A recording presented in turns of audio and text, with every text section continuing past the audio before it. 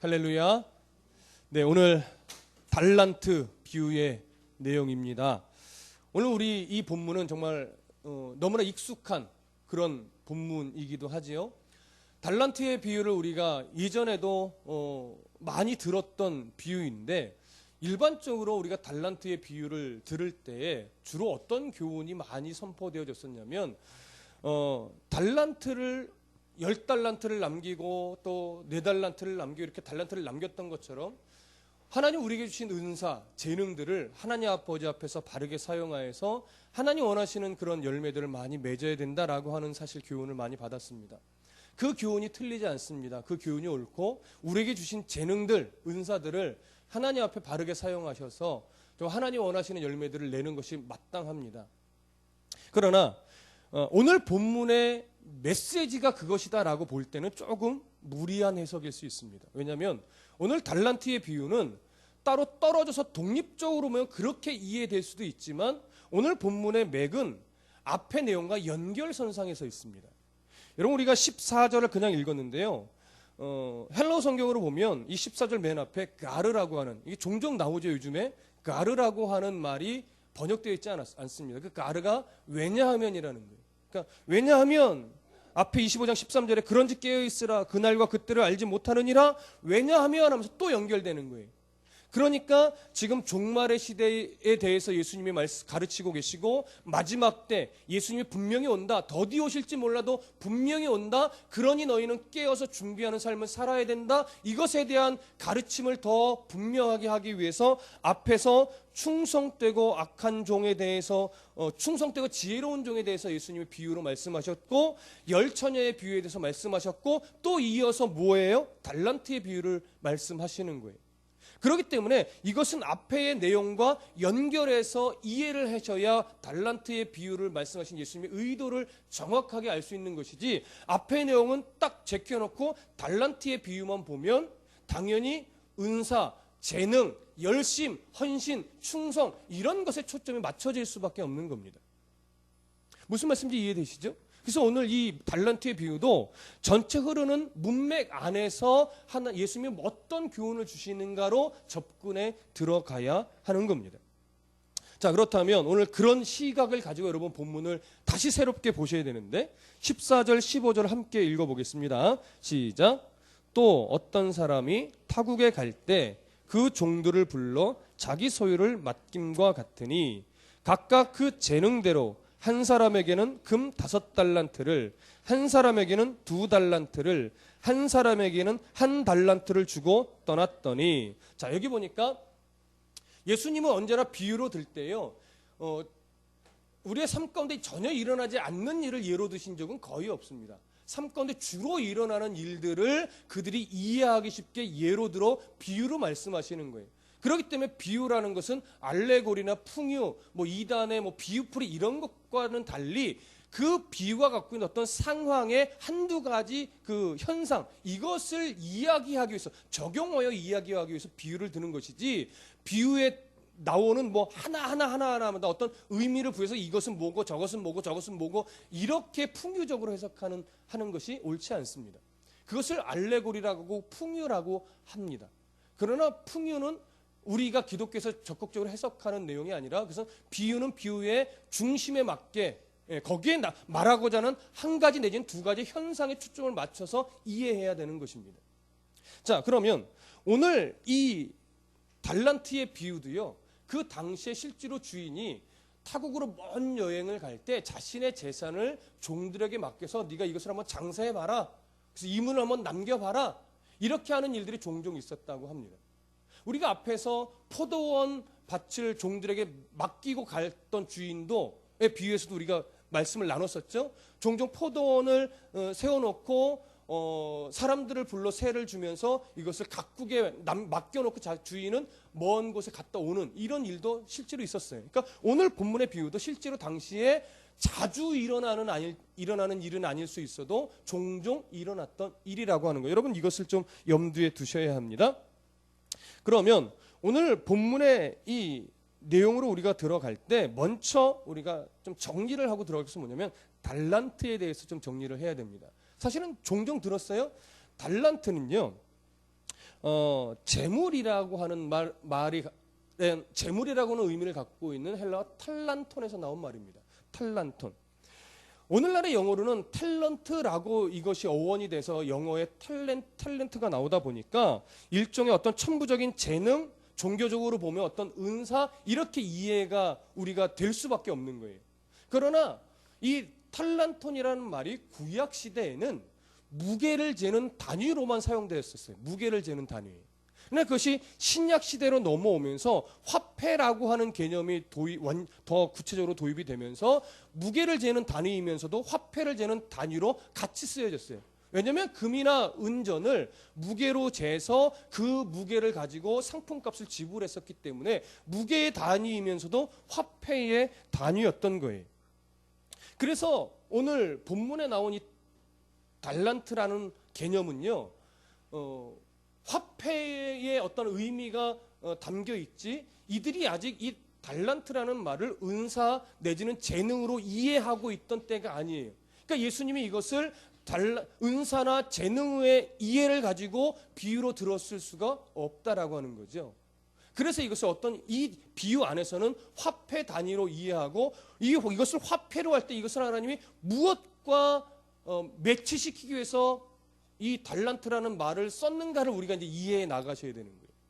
그럼 이 달란트의 좀 가치를 이해해 보시죠. 여러분 많이 들어서 알겠지만 달란트라고 하는 것은 6천 데나리온에 해당하는 가치입니다.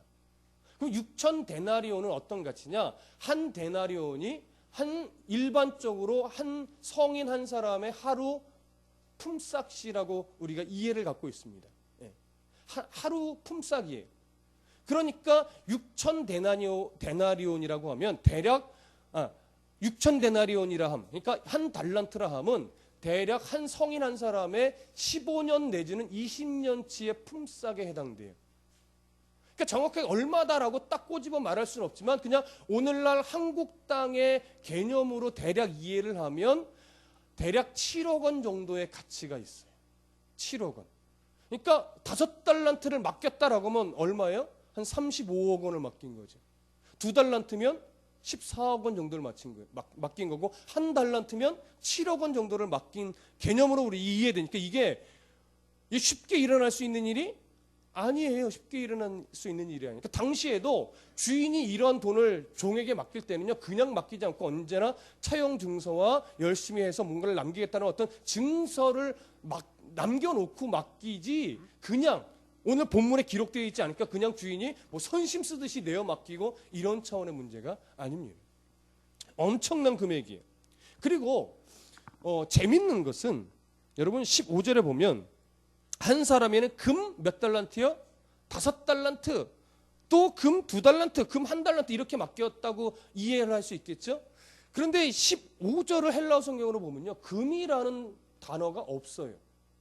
왜 이걸 금 4달란트라고 기록해 놨는지는 잘 이해할 수 없는데 18절을 보시면 한 달란트 받은 자는 가서 땅을 파고 그 주인의 돈을 땅에 감춰뒀다 이렇게 말하는데 여기서 돈이라고 하는 것은 아르귀리온이라고 하는 헬라어 단어, 이것은 은전을 말합니다. 은전. 오늘 본문의 내용과 비슷한 이해가 누가복음 19장에도 있는데 거기서는 은전이라고 정확하게 번역을 해놓고 있어요. 그러니까 오늘 달란트는요, 사실은 금 5달란트가 아니라 은 5달란트로 이해하는 것이 더 옳습니다. 그래서 여기 이 금 5달란트라고 하는 번역은 좀 잘못됐다라고 저는 이해를 하고 있습니다. 그래서 이것을 은전으로 보는 것이 더 옳습니다. 자, 그러면 은전을 이렇게 맡기셨는데 그러면 이 달란트가 정확하게 우리가 어떻게 이해하는 것이 옳은가?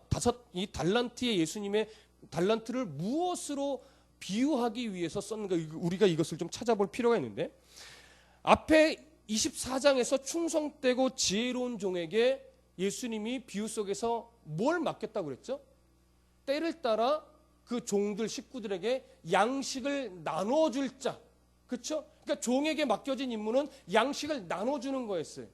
그래서 그 양식은 뭐라고 제가 해석을 해드렸습니까?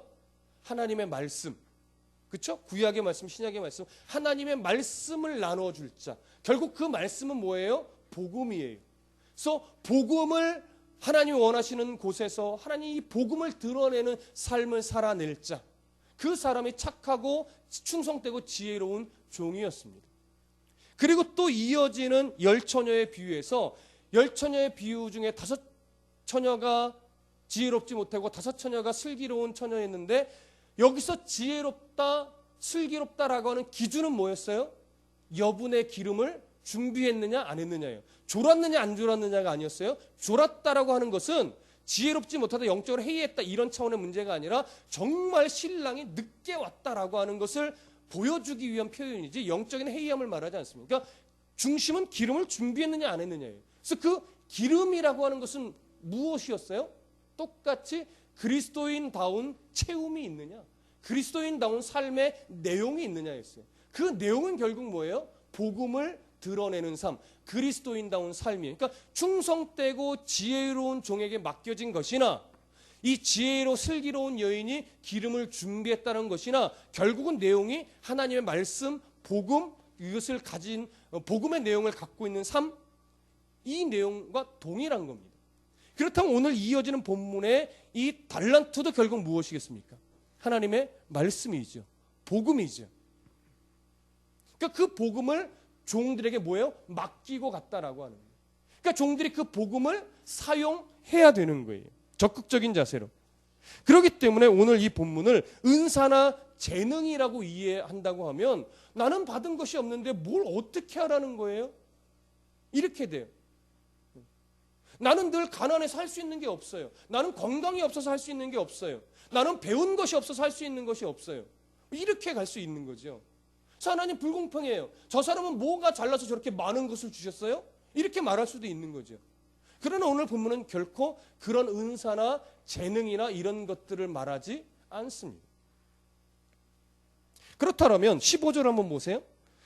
각각 그 재능대로 이렇게 말합니다. 여기서 재능대로 뭘 줬어요? 달란트를 줬어요. 그럼 여기서 말하는 재능은 뭘 말하는 걸까요? 우리가 이해하는 그런 재능일까요? 아니에요. 여기서 말하는 재능이라고 하는 것은요, 은사를 말하는 것이 아니라 어떤 사회적이고 경제적인 능력이에요. 좀 더 쉽게 풀어보면, 주인이 은전, 달란트를 맡길 때 그 달란트를 활용할 수 있는 능력이에요.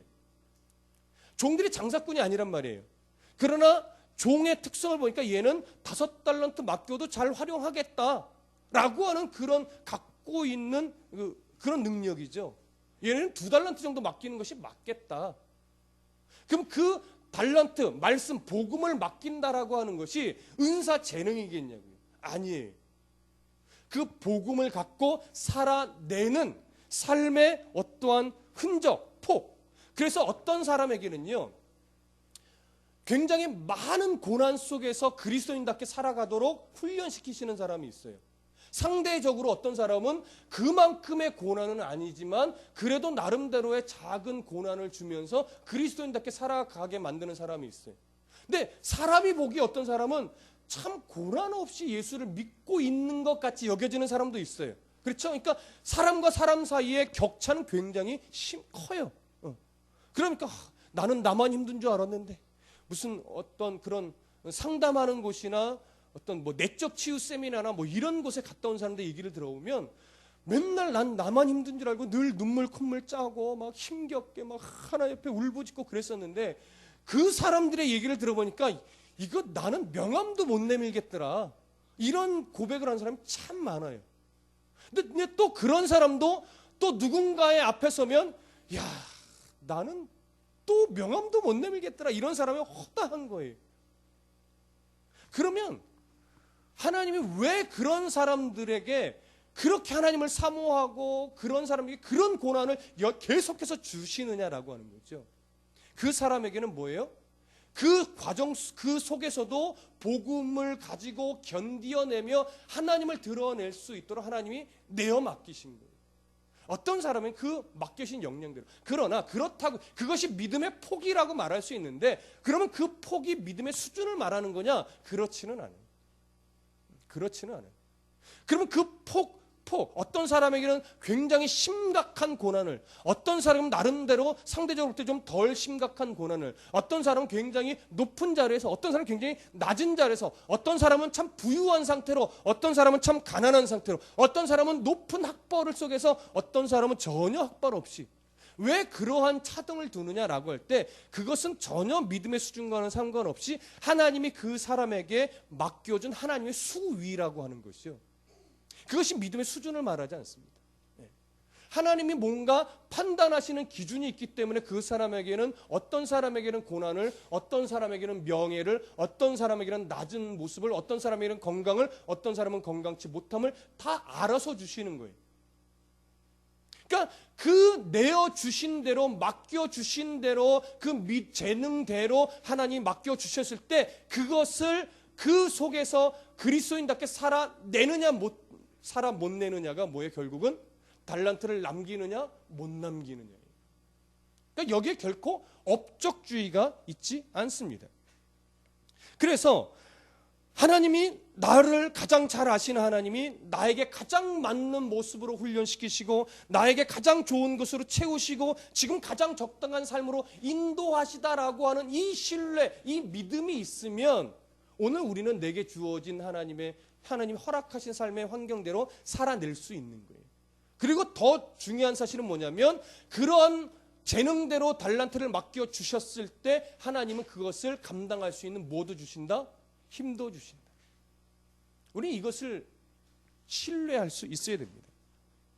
그러면 여러분 이런 적극적인 삶의 자세를 우리 예수님이 요구하고 계시는데 우리 그 시각으로 조금 더 본문 속으로 좀 들어가 보겠습니다. 16절 18절 함께 읽어보겠습니다. 시작. 5달란트 받은 자는 바로 가서 그것으로 장사하여 또 5달란트를 남기고 2달란트 받은 자도 그같이 하여 또 2달란트를 남겼으되. 자 보세요. 5달란트 받은 자와 2달란트 받은 자의 아주 중요한 특징이 있는데 주인이 달란트를 맡기자마자 이 종들은 어떻게 반응했죠? 즉시로 가서 뭐 했어요? 장사했어요. 그런데 생각해 볼 것은 뭐냐면 이 종들이 장사꾼이냐? 장사의 경험이 풍부하냐? 아니에요. 그런데 달란트를 받자마자 즉시로 가서 뭐 했어요? 장사했어요. 두려움이 없었을까요? 두려움이 있을 수밖에 없는데 어떻게 이렇게 즉각적으로 순종할 수 있는 자세가 나올 수 있느냐라고 하는 것. 여러분 우리가 이 부분을 조금 초점을 맞춰서 생각해 볼 필요가 있습니다. 누가복음 19장에 가보면 똑같은 비유는 하지만 비슷한 비유예요. 거기서는 문화를 맡겼는데 그 달란트와 같은 돈을 맡길 때 주인이 뭐라고 명령하면 가지고 가서 장사해라 이렇게 표현합니다. 그러니까 오늘 본문에도 그런 말씀은 기록하고 있지 않지만 주인이 그냥 준 것이 아니라 장사하라는 의도로 내어 맡긴 것은 분명합니다. 그래서 이 종들이 즉각적으로 가서 뭐예요? 장사를 했어요. 이 부분이 중요한 거예요. 즉각적으로 가서 장사를 했다라고 하는 이 사실. 그러면 왜 주인 이 2달란트 맡은 자가 어떻게 즉각적으로 가서 장사를 할 수 있는 용기가 있을 수 있었느냐? 우리 이 부분을 생각해야 돼요. 자, 그럼 여러분 한번 생각해요. 저는요, 이전에 이 부분을 보면서 저는 어떻게 처음에 이해했었냐면, 아, 맞다. 만약에 5달란트나 2달란트 받은 자가 가지고 가서 장사했는데 만약에 손해를 봤어. 그래도 주인은 책망하지 않았을 거야. 그러니까 1달란트 받은 자가 그것을 장사하지 않고 감춰둔 것은 잘못된 거야. 1달란트를 다 잃어버렸다고 그 주인이 책망하겠어? 이렇게 이해를 했었어요. 학생 청년 시절에.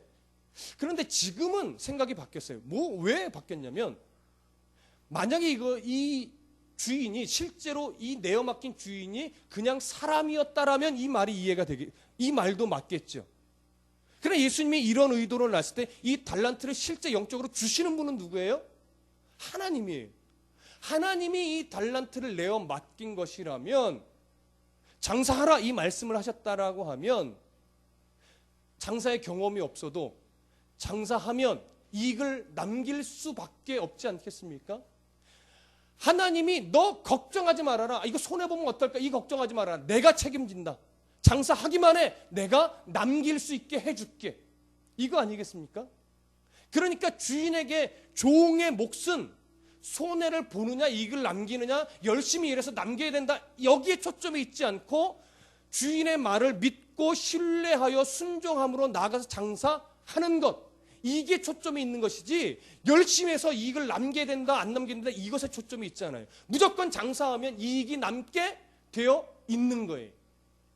여러분 왜 제가 이렇게 말씀을 드리느냐, 마태복음 13장 한번 가보세요. 마태복음 13장. 마태복음 13장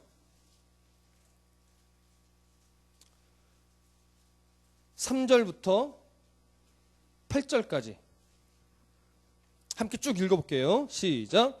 예수께서 비유로 여러 가지를 그들에게 말씀하여 이르시되 씨 뿌리는 자가 뿌리러 나가서 뿌릴새 더러는 길가에 떨어짐에 새들이 와서 먹어버렸고 더러는 흙이 얕은 돌밭에 떨어짐에 흙이 깊지 아니하므로 곧 싹이 나오나 해가 돋은 후에 타서 뿌리가 없으므로 말랐고 더러는 가시떨기 위에 떨어짐에 가시가 자라서 기운을 막았고 더러는 좋은 땅에 떨어짐에 어떤 것은 100배 어떤 것은 60배 어떤 것은 30배의 결실을 하였느니라. 귀 있는 자는 들으라 하시니라.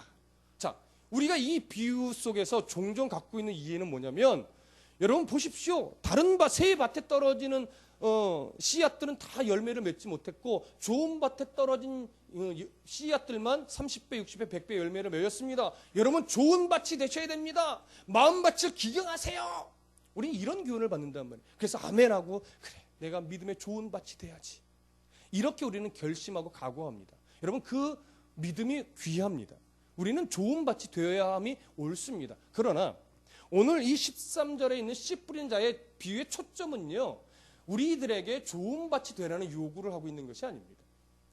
하나님의 말씀은 그 말씀의 능력이 있기 때문에 종종 길가 가시밭 돌짝밭에 떨어져서 결실을 못 얻을 것 같지만 결국 씨앗의 능력이 있기 때문에 좋은 밭에 떨어져서 100배, 60배, 30배 결실을 맺게 되어 있다라고 하는 거예요. 당시 유대인의 당시의 밭은요 우리나라처럼 기경이 되어 있잖아요. 구분이 되어 있잖아요. 돌 같은 건 걸러내지 않습니다. 그냥 풀도 무성하고 돌도 있고 길도 구분되어 있지 않은 그곳에 씨앗을 그냥 확 뿌려 던져 놓는 거예요. 그러면 사람이 보기에는 야, 저 밭에서 어떻게 열매를 맺을 수 있겠나? 이렇게 의아할 수 있는 그런 밭이 전혀 다듬어지지 않고 구분되어 있지 않은 밭이란 말이에요. 그러니까 막 뿌려놓으니까 어떤 씨는 길가에 어떤 씨는 돌짝에 어떤 씨는 가시덤불에 막 떨어지는 거죠. 그래서 야, 뭐 열매나 맺을 수 있겠나 하지만 결국 그 씨의 능력이 있기 때문에 옥토에 떨어진 것으로 인해서 생각할 수도 없을 만큼의 100배의 60배, 30배의 결실을 맺는다라고 하는 거예요. 뭐 맺겠나 하지만 사람이 생각한 것보다 훨씬 더 수십 배의 100배까지 열매를 거둔다라고 하는 거예요. 이게 뭐예요? 하나님 나라는 그렇게 확장된다 이거예요. 많은 사람이 순종하지 않고 많은 사람이 예수 그리스도를 거절하고 저 이방 땅에 복음을 전한다 할지라도 야, 복음이 확장되겠냐? 예수 그리스도 말도 안 되지 않느냐라고 생각할 수 있지만 결국 하나님의 말씀 복음의 능력이 있기 때문에 하나님 나라는 확장되어진다라고 하는 하나님 나라의 확장성에 초점이 있어요. 씨가 갖고 있는 능력에 초점이 있다고요. 마찬가지로 오늘 달란트의 비유에서도 우리들의 열심, 종의 열심에 초점이 없어요. 달란트가 갖고 있는 복음이 갖고 있는 능력에 초점이 있다고. 그러니까 종이 해야 될 몫은 뭐냐면 야, 열심히 해서 이익을 남기자가 아니라 주의를 믿고 신뢰함으로 열심히 복음을 갖고 살아내자 여기에 있는 거예요. 하나님이 이익을 남기게 하실 터이니 우리는 그것이 신뢰함으로 나는 연약하고 나는 경험도 없고 나는 능력도 모자르지만 그것을 사용하자. 그러니까 어디에 초점이 있어요? 복음에 초점이 있고 신뢰함에 초점이 있는 거예요. 근데 우리는 하나님을 신뢰하지 못해요. 왜요? 내가 갖고 있는 환경이 너무 초라하거든요. 내가 갖고 있는 환경이 돌짝과 같은 삶이고 길가와 같은 삶이고 가시밭과 같은 삶을 살아가니까 내 삶을 통해서 뭐 하나님께 드릴 수 있는 게 뭐가 있나? 아, 나는 정말 하나님께 해드릴 수 있는 게 아무것도 없네. 우리는 이렇게 나 자신을 좀 낮추는 생각을 가질 때가 있어요. 그러나 잘 보세요. 하나님은요 우리들에게 열심히 일해서 이익을 남겨라 이러지 않는다고요. 업적을 요구하지 않는다고요. 내가 가진 거 없어도, 내가 배운 게 없어도, 내가 건강이 없어도, 내가 재능이 없어도 중요한 것은 뭐냐면 그래 하나님이 내게 원하시는 삶을 살아내면 되지. 그래 신뢰함으로 살아가자. 하나님이 가장 좋은 것으로 가장 좋은 길로 나를 인도하고 계시오. 나를 훈련시키고 계시는 거지. 그래, 신뢰하고 감사함으로 살아내자. 거기에 초점이 있어요. 그러면 하나님이 그 삶을 통하여 복음에 뭘 일으켜요? 능력을 일으키는 거예요. 내가 열심히 해서 일으키지 않아요. 내가 열심히 뭔가를 한다고 거기서 열매가 거둬지지 않아요. 결국 복음이 하는 일이에요. 결국 하나님의 드러나는 하나님의 말씀이 하는 거예요. 우리는 이것을 종종 너무나 많이 놓치고 있는 거죠. 그러니까 보세요. 이 종에게 예수님이 어떤 칭찬을 합니까? 21절 보세요. 21절. 함께 읽어봅니다. 시작. 그 주인이 이르되 잘하였도다 착하고 충성된 종아. 예, 거기까지요. 만약에 하나님이 우리에게 열심히 일해서 이익을 남겨야 돼, 너 열매를 맺어야 돼, 이런 요구요 촉구였다면 너는 유익한 종이었다 이렇게 칭찬하셨을 거예요. 그렇죠? 유익한 종이라고 말하지 않아요. 착한 종이라고 말하고 충성된 종이라고 말해요.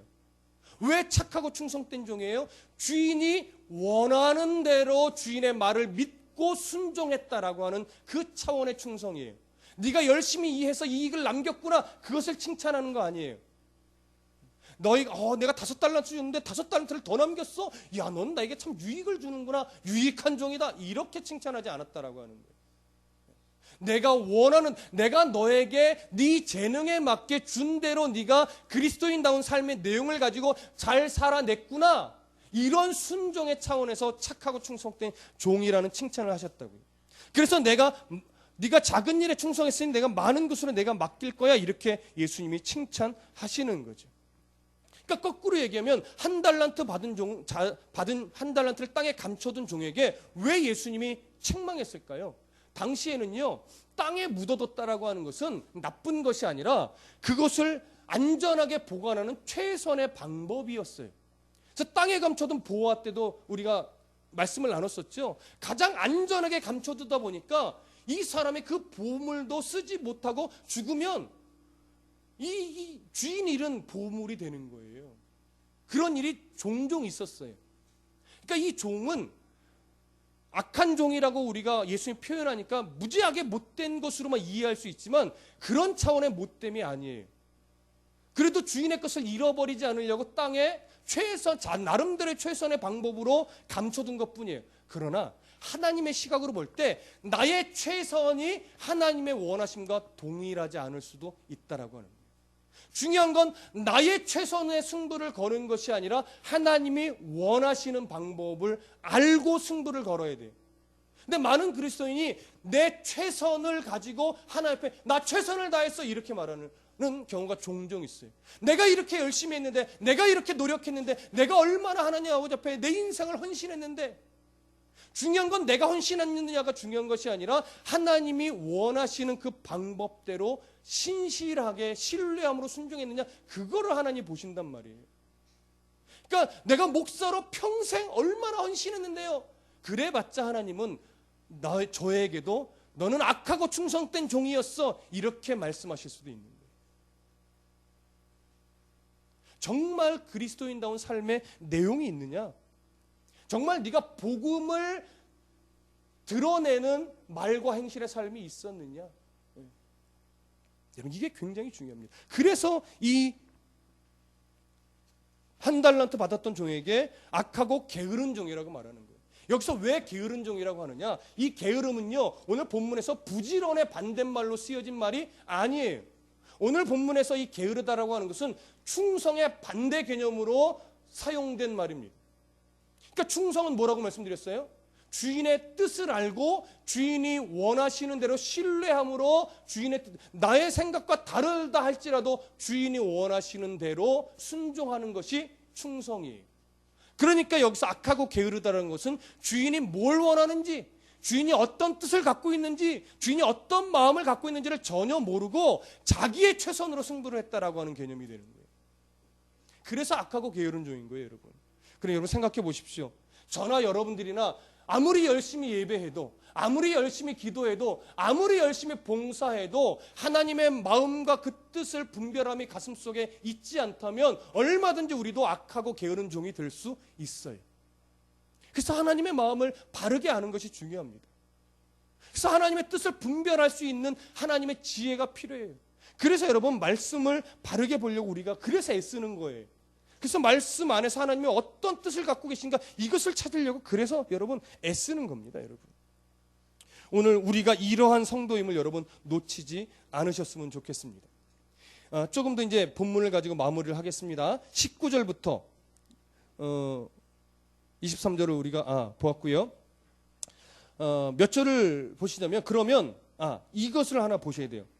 그러면 이 5달란트 받은 자, 2달란트 받은 자를 하나님이 칭찬하셨는데 그럼 그 2달란트와 5달란트를 받은 자가 열심히 장사했다라고 하는 것은 어떠한 삶을 말하는 거냐라고 하는 것. 지금도 그걸 설명했지만 조금 더 우리가 구체적으로 보실 필요가 있는데 다음 주에 볼 내용이지만 25장 37절부터 40절까지 한번 읽어보겠습니다. 오늘 보고 있는 본문의 그 뒷절 37절부터 40절 함께 읽어볼게요. 시작. 이에 의인들이 대답하여 이르되 주여 우리가 어느 때에 주께서 줄이신 것을 보고 음식을 대접하였으며 목마르신 것을 보고 마시게 하였나이까? 어느 때에 나그네 되신 것을 보고 영접하였으며 헐벗으신 것을 보고 입혔나이까?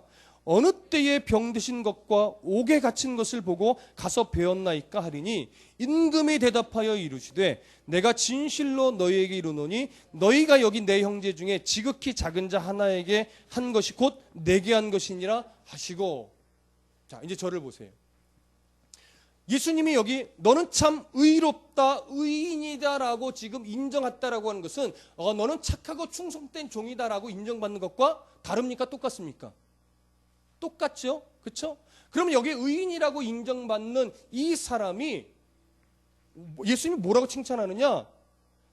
네가 35절에 보니까 내가 줄일 때 너희가 먹을 것을 주었고 목마를 때 마시게 하였고 나그네 되었을 때 영접하였고 헐벗을 때 옷을 입혔고 병들었을 때에 돌보았고 옥에 갇혔을 때 와서 보았다 이런 칭찬을 해줬더니 의인이라고 칭찬받는 이 사람은 뭐라고 말하냐면 제가 언제요? 이렇게 말하는 거예요. 제가 언제 그렇습니까? 언제 그렇게 했습니까? 저는 그렇게 한 적이 없습니다 라고 말하는 거죠. 그랬더니 예수님이 뭐라고 하면 지극히 작은 자 하나에게 한 것이 곧 내게 그렇게 한 것과 똑같다.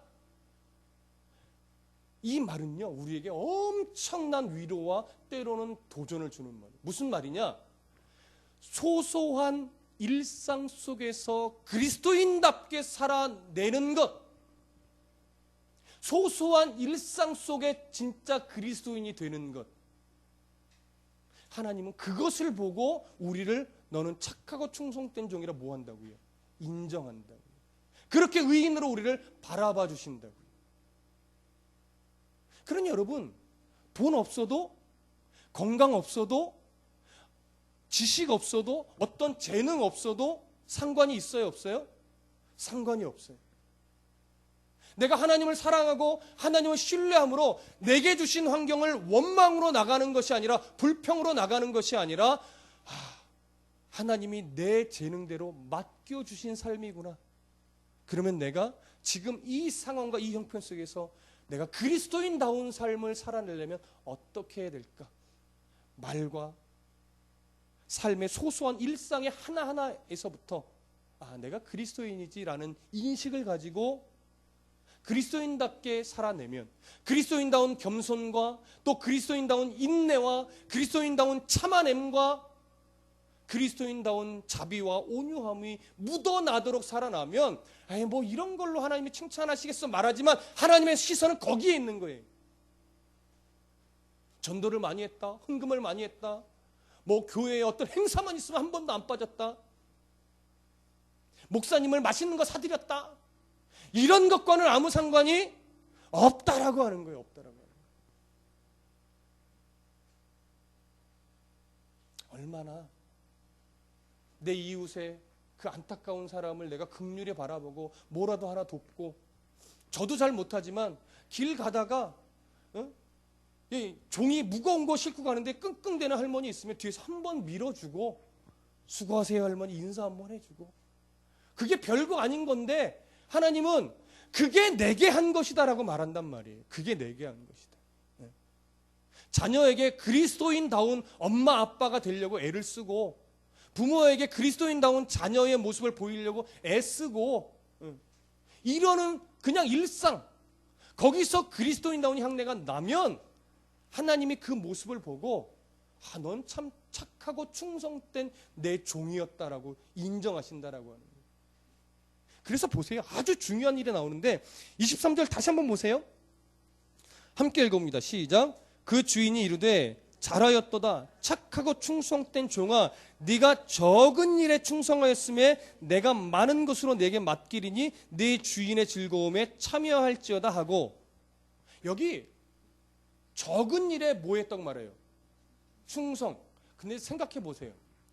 35억을 맡겼어요. 14억을 맡겼어요. 7억을 맡겼어요. 이게 적은 일이에요? 결코 적은 일이 아니에요. 여러분, 만약에 제가 어떤 성도에게 제가 35억 드릴게, 한번 열심히 장사해 보세요 하면 그 사람은 저를 신처럼 여길 거요. 그렇죠? 이건 당연한 거예요. 그런데 왜 이것을 적은 일이라고 표현했느냐? 이 주신 달란트가 돈이었으면 우리도 하늘을 우러러 날마다 찬송하며 살아가겠지만 돈이 아니라 복음이고 말씀이기 때문에.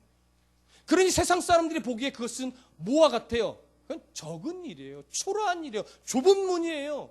문이 작은 것이 아니라 초라하고 보잘것없는 삶처럼 세상은 여긴다고요.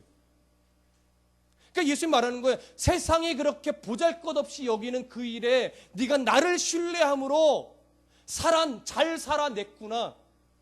그러니 적은 일에 네가 충성했으니 내가 뭘로? 많은 것으로 맡기겠다라고 하는 거지. 세상 사람들은 그리스도인답게 살아간다는 것이 뭔지 모릅니다. 넌 예수 믿는데 왜 늘 그렇게 사냐라고 말할 수 있을 수도 있다라고 하는 거지. 그런데 그 일에 내가 그리스도인이라는 그런 자부심을 잃지 않고 하나님을 향한 신뢰, 천국의 소망이 있다는 것을 내가 놓치지 않고 늘 소망 가운데 기쁨과 감사로 내 주어진 상황에 감사하며 살아내면 거기서 복음이 뭐예요? 30배, 60배, 100배의 결실을 거둔다고요, 여러분. 하나님이 그걸 보시는 거예요. 아프면 병원에 입원해 있으면 거기서 그리스도인다운 향내를 내면 거기서 열매가 맺혀져요. 왜 하나님은 나를 맨날 아프게 하신 거예요? 나를 왜 하나님 맨날 이렇게 가난에 시달리게 만들고 빛에 어덕이게 만드신 거야? 나는 이렇게 하나님 공부를 못하게 하셨지? 뭐 이렇게 내가 없는 것에 자꾸 초점을 맞추지만 하나님은 복음이라고 하는 달란트를 내게 주셨단 말이에요. 그리스도인다움이라고 하는 아주 중요한 달란트를 내게 맡기셨어요. 그러니까 복음의 가치를 아는 자는 결코 내게 주어진 환경과 삶이 가치 없다, 보잘것없다 여기지 않아요. 그것이 얼마나 가치 있는 삶인가를 안다고요. 35억 원의 가치로 여기고 100억 원의 가치로 여긴다고요. 내게 주어진 삶이. 비록 늘 마이너스 통장의 인생이라 할지라도, 늘 병원 신세 지는 인생이라 할지라도, 대학의 문턱에 못 갔어도 아무 상관없다고요. 내게 주어진 삶이 하나님이 주신 맡겨진 삶이다라는 걸 알면 그것이 적은 가치가 아니라 몇백억 원의 가치로 알고 살아내는 거예요. 그러면 하나님이 그 인생을 너는 정말 착하고 충성된 내 종이었다. 적은 일에 충성하였구나. 그러니 내가 많은 것으로 맡기겠다라고 하는 이 칭찬을 마지막 때 결국 받는다고요. 여러분이 살아가고 있는 삶의 가치를 아시겠습니까? 아직도 마음속에 없는 것, 잃은 것, 불편한 것, 이것 때문에 하나님 좀 주세요라고 하는 것으로 자꾸 감사하지 못하고 그런 기도만 하고 계시겠습니까? 그 기도도 하지 말라는 거 아니에요. 하나님 자녀를 위해서 또 사업을 위해서 건강을 위해서 기도해야죠. 그러나 기도하기 앞서 뭐가 필요해요? 신뢰, 감사. 안 주신다면 제가 견디며 잘 살아내겠습니다. 내게 주신 이 삶의 모습이 하나님 5달란트의 삶이군요. 제가 그 가치로 여기며 살아가겠습니다. 살아내겠습니다. 이 자세가 오늘 이 자세를 하나님이 요구하시는 거예요. 없는 것 때문에 불평하지 말고 좀 감사함으로 신뢰할 수 없겠니? 교회에 가서 뭔가 큰일 하려고 덤벼들지 말고 굳이 은혜만 받으면 선교지에 나가려고 이런 생각하지 말고 너에게 주어진 삶의 그 자리에서 정말로 5달란트를 받은 자와 같은 삶을 살아낼 수는 없겠니? 여러분의 삶이 가장 복된 삶입니다. 뭐가 없어서 아니에요. 지금 그 모습이 하나님이 재능대로 맡겨주신 삶이라고요. 그 재능대로 살아가다 보면 때로는 하나님이 더 좋은 것으로 맡겨주실 때도 있어요. 그러나 안 주셔도 감사한 거죠. 바울의 고백처럼, 하나님이 바울에게 하셨던 것처럼, 주님 눈 좀 고쳐주세요. 내가 너에게 준 은혜가 이미 충분하다. 눈 안 고쳐주면 너 복음을 해서 못 사니? 그랬더니 감사해요 하면서 안질로 늘 평생 고생했지만 세계를 다니며 복음을 전하는 자의 삶을 살아냈어요. 그거예요, 여러분. 하나님 주세요. 그리 아니하실지라도 그러나 감사해요. 하나님 잘 견뎌낼게요. 잘 살아낼게요. 까짓거 죽을 때까지 약 먹으면 되죠 뭐. 그런 배짱 좀 가지시면 안 되겠어요? 까짓거 죽을 때까지 빚 갚으면서 월세방에서 살죠 뭐. 하나님 이게 그리스도인의 배짱이에요. 하나님 그것 때문에 안 죽이실 걸 알아요. 저 염려 안 해요. 하나님 살아갈게요. 까짓거 하나님이 안 주시면 이대로 살라라는 것이겠죠 뭐. 그러나 이왕이면 좀 주셔도 좋겠어요. 그렇죠? 그 정도는 해도 된다 이거예요. 그 정도는. 그러니 구하세요. 요구하세요. 그러나 그리 아니하실지라도 감사해요. 하나님 5달란트의 삶처럼 제가 살아내겠습니다. 이거면 충분합니다. 1달란트 받은 자는요 이렇게 말해요. 24절 25절 24절 보세요. 24절 1달란트 받았던 자는 와서 이르되 주인이여 당신은 굳은 사람이라 심지 않은 데서 거두고 해치지 않은 데서 모으는 줄 내가 알았나이다. 여기 굳은 사람이라는 것은요 포악하고 거칠다라고 하는 거예요. 심지 않은 데서 거둔다는 말은 노동한 대가를 가로채는 착취하는 사람이라는 얘기예요. 해치지 않은 데서 모은다라고 하는 것은 키지라는 노력조차도 하지 않고 알곡을 모으려고 하는 불로소득자라는 말이에요. 그러니까 이 1달란트 받은 사람은 뭐냐면 하나님을 주인을 그런 식으로 오해하고 잘못 이해했다라고 하는 거예요. 그러니 감춰두는 거죠. 그러니 여러분 하나님을 그런 식으로 우리가 바라볼 수 있습니다. 우리가 불평하기 시작하면 하나님을 그렇게 만드는 거예요. 여러분 그렇게 하나님을 악한 자로 만들지 마십시오. 하나님은요 그런 자에게는 빼앗아 다른 사람에게 준대요. 빼앗아 다른 사람에게 준다는 것은 단절된다는 겁니다. 하나님과 관계 없는 사람이 된다라고 하는 거예요. 그러면 이를 가며 슬피 울게 되는 때가 와요. 우리는 그러면 안 됩니다. 여러분 결론을 맺겠습니다. 하나님이 우리들에게 원하는 것 딱 하나입니다. 소소한 일상 속에서 그리스도인이 되라. 다른 거 기억하지 않으셔도 돼요. 이렇게 예를 들어볼까요? 음식 쓰레기 버리는 데서부터 그리스도인이 되라. 직장에서 직장 동료를 섬기는 데서부터 그리스도인이 되라.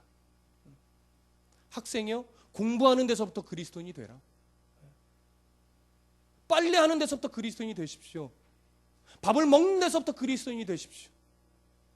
자녀와의 관계 속에서 먼저 그리스도인 자녀가 되고 그리스도인다운 아버지가 되십시오. 부모님이 되십시오. 그러면 하나님이 우리를 잘하였다라고 칭찬해 주실 겁니다. 기도하겠습니다.